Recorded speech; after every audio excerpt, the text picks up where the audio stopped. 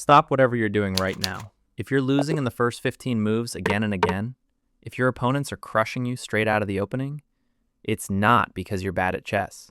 It's because you're completely ignoring the 9 most important rules of the opening. Master these 9 rules, and I promise you, you will go from getting destroyed in the opening to dominating your opponents in under 10 moves. In the next few minutes, I'm going to reveal the exact 9 rules that separate beginners who keep losing from players who start winning games consistently. But here's the most important thing.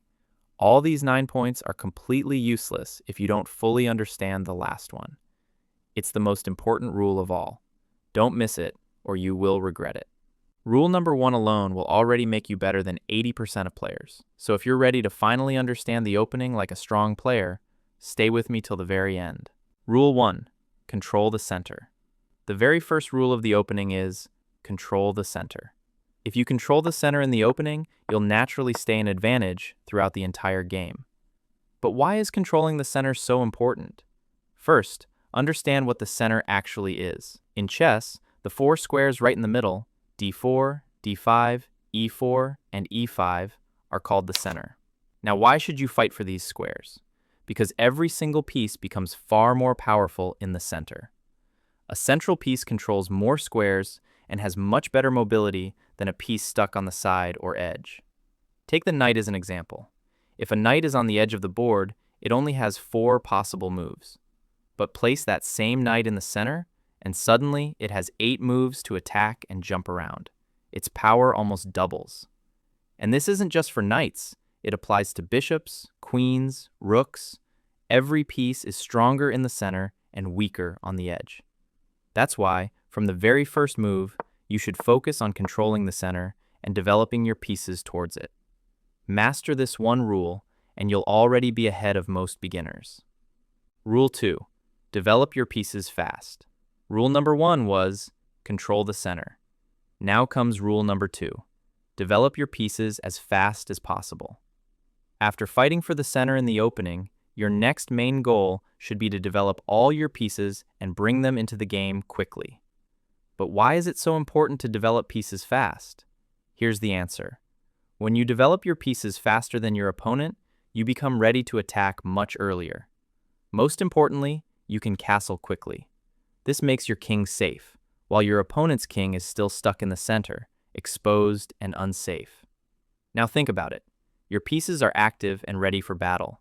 Your opponent's pieces are still sitting on their starting squares, undeveloped. That means they cannot defend properly against your attack, and they definitely cannot launch a counterattack. Plus, the opponent's king is still in the center, and a king in the center is never safe. Because of this, you can comfortably launch an attack and keep constant pressure on your opponent all the way into the middle game. The result? You'll find it much easier to win the game. Golden rule to remember. Develop your knights and bishops early. Don't move the same piece multiple times in the opening. Bring out a new piece with every move. Rule 3. Don't move the same piece twice in the opening. We've already learned 2 important rules. Control the center and develop your pieces fast. Now here's rule number 3, which is directly connected to fast development. Never move the same piece twice in the opening. Why should you avoid this?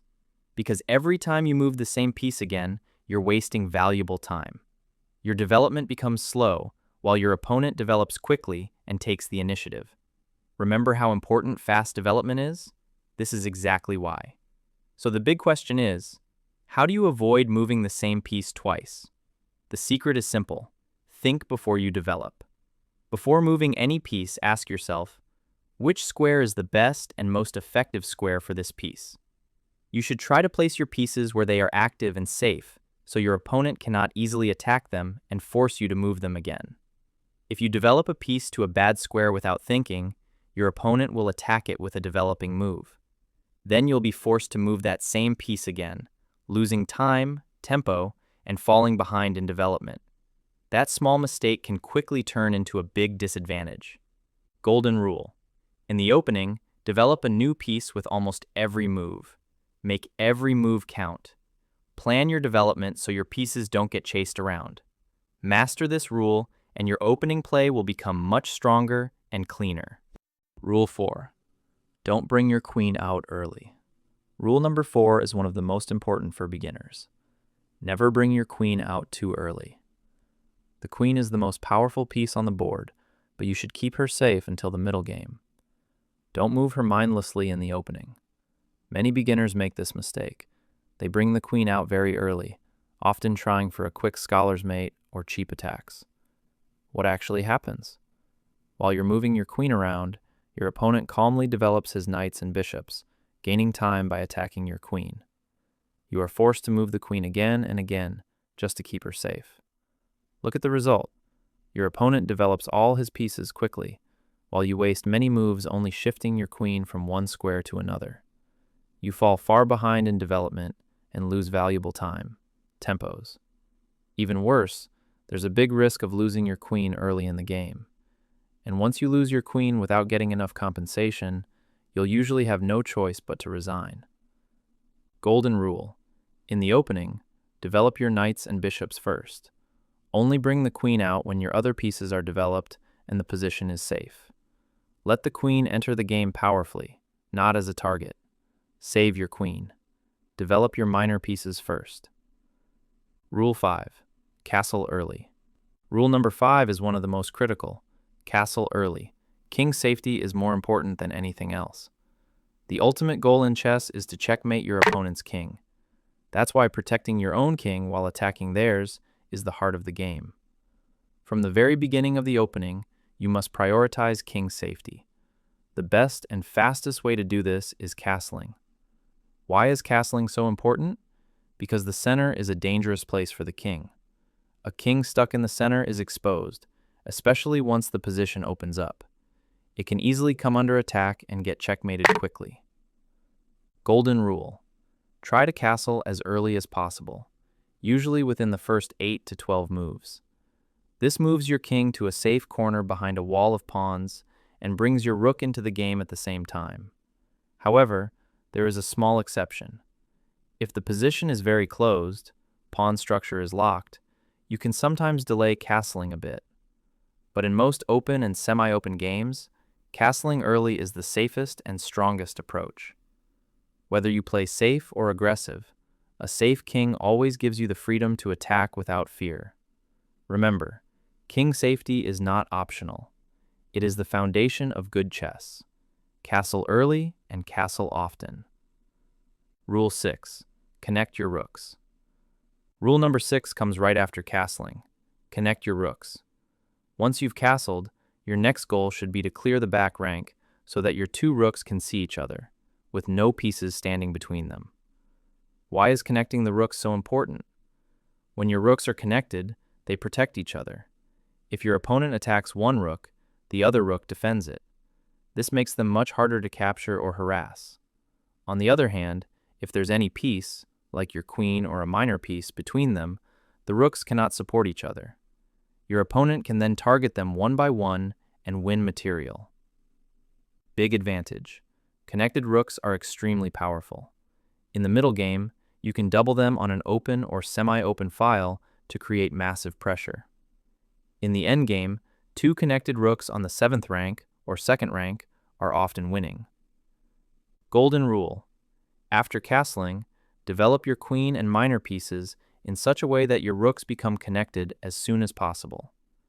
Once connected, look for open files and place your rooks there to dominate the board. Master this step, and your transition from opening to middle game will become much stronger. Rule 7. Don't make pawn moves without a reason. Rule number 7 is one of the most important rules to avoid long-term weaknesses. Never make pawn moves without a clear reason. Many beginners learn the opening rules, play the first 10 moves well, but as soon as the middle game begins, they start pushing pawns randomly because they don't know what else to do. This is extremely dangerous. Why? Because pawns cannot move backwards. Unlike other pieces that can retreat if they make a mistake, a pawn move is permanent. One careless pawn push can create lasting weaknesses in your position, holes, or weak squares that can never be protected by pawns again. Your opponent can then occupy these weak squares with knights or other pieces, creating powerful outposts that are very hard to remove. Golden rule. Only move a pawn when it has a clear purpose, controlling the center, opening lines for your pieces, gaining space, or supporting an attack. Never push pawns just to do something. Remember this forever. Other pieces can move backwards and correct their mistakes. Pawns cannot. Every pawn move is a permanent decision. Make them wisely. Master this rule, and you will keep a much healthier and stronger position throughout the game. Rule 8. Fight for the center. Don't just occupy it. Rule number 8 is a very important one that most beginners miss. Don't just occupy the center. You must fight for it and maintain control. Many beginners think that once they place a pawn in the center, like playing e4 or d4, their job is done. But that's a big mistake. Remember rule number 1? Pieces become much more powerful when they are in or controlled by the center. So just occupying the center is not enough. You must keep active control over it so your pieces can use their maximum potential. After you build a center, your opponent will do everything possible to challenge it, undermine it, or break it down. They will attack your central pawns with pieces and other pawns. Your job is to defend and maintain that control.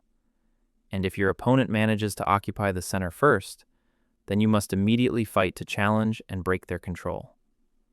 Important truth. The main goal of the entire opening is not just to develop pieces, it is to fight for the center. The player who controls the center usually controls the whole game. Golden rule. Don't treat the center like a static achievement. Keep fighting for it. Support your central pawns with pieces. Be ready to recapture, and never let your opponent take over the middle of the board for free. Control the center. Maintain the center. Fight for the center. Rule 9. If you break a rule, know why. And here is the final and most important rule of all. If you are going to break any of the previous rules, you must know exactly why you are breaking them. All the rules we discussed, control the center, develop fast, don't move the same piece twice, castle early, don't bring the queen out early, connect your rooks, etc., are excellent guidelines. They will help you play much better chess. But remember, these are rules, not laws. There are moments in chess when breaking a rule is the best move. Strong players break rules all the time. However, the difference between a beginner and a strong player is this. A beginner breaks rules because they don't know better.